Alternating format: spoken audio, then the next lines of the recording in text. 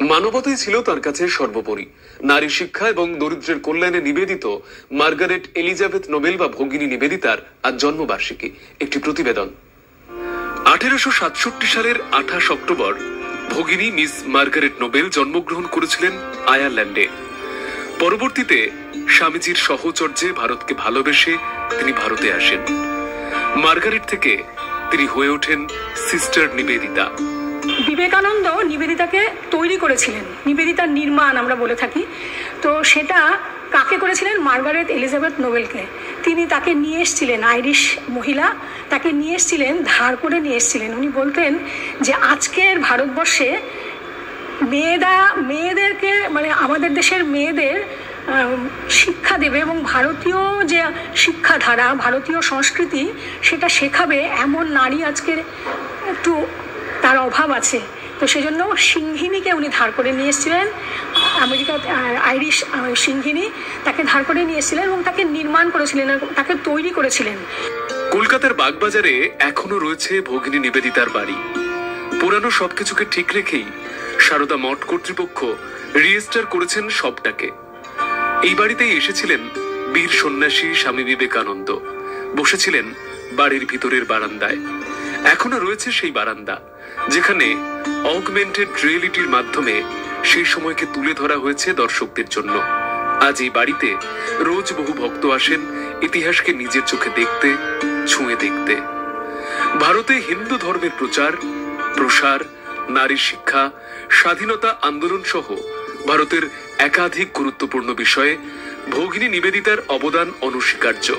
ভারতবর্ষের কল্যাণের জন্য, ভারতের মেয়েদের কল্যাণের জন্য, শুধু মেয়েদের আমি বলবো না, সমগ্র ভারতের একটা তখনকার দিনে যে পরাধীন ভারত, তাকে স্বাধীন করার জন্য তিনি ঝাঁপিয়ে পড়েছিলেন।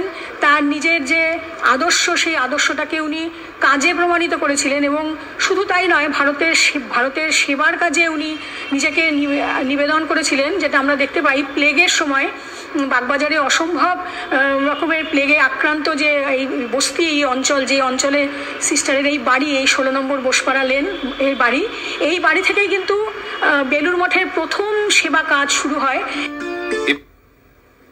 আজ ভগিনী নিবেদিতার 158তম জন্মবার্ষিকী। এই উপলক্ষে তার উত্তর কলকাতার বাড়িতে এক অনুষ্ঠানের আয়োজন করা হয়।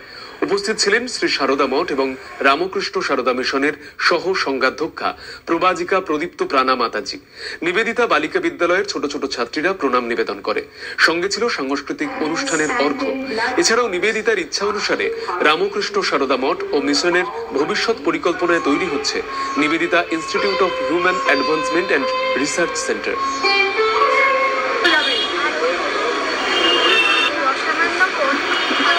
ভগিনী নিবেদিতার আজ শুভ জন্মদিন।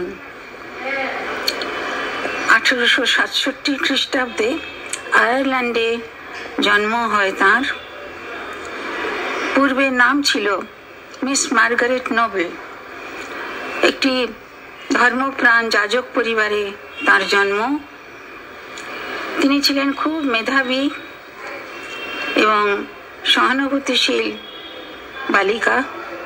ধর্মজীবন সম্বন্ধে তার বিশেষ অনুরাগ এবং আকর্ষণ ছিল। লন্ডনে 1885 সালে স্বামীজির শুভাগমন হলে তিনি তার সান্নিধ্যে আসেন, তার ভাষণ শ্রবণ করেন, তার দিব্য, অমল এবং অলৌকিক চরিত্রে আকর্ষণ বোধ করেন।